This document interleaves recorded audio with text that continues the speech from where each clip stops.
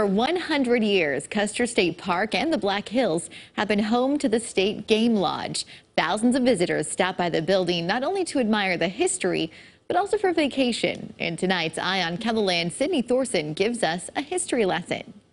1 century ago, former South Dakota Governor Peter Norbeck wanted a place where Game Commission could stay in Custer State Park that would match the natural beauty of the area. As for future aspirations, I foresee the construction of a gamekeeper's residence and perhaps a hotel. Aesthetically, I feel this very valley would be a perfect place for such a project. I always feel this area to be rather romantic. Perhaps that sounds sentimental, but for that I do not apologize.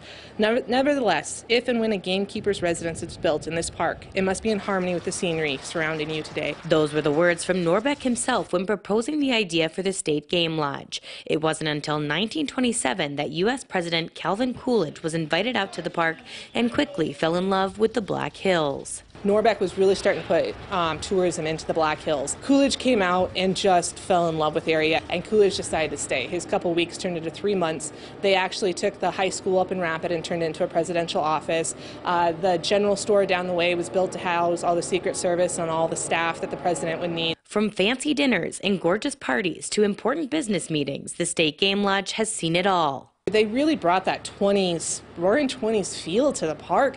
And if you think about it, the highway wasn't built, Iron Mountain Road wasn't built. We didn't have cabins. We didn't have park visitor centers. It was in the middle of nowhere, to be honest, with this beautiful facility.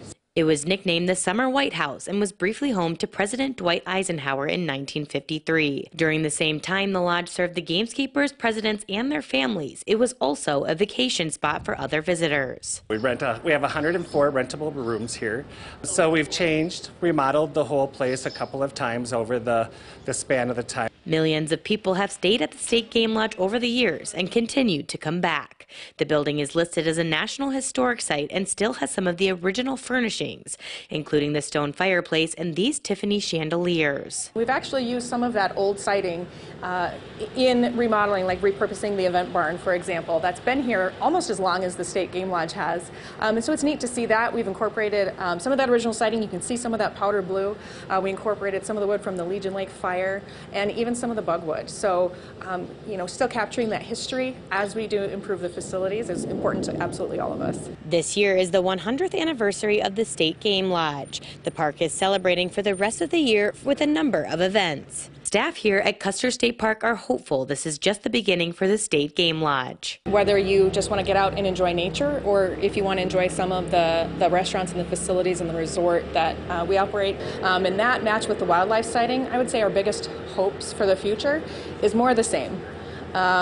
Just to maintain that and to be able to offer the memories for everyone and keeping it special, and hope that everything is here for the next 100 years. Providing opportunities for all to enjoy the natural beauty that surrounds the lodge. With Eye on KELOLAND, I'm Sydney Thorson.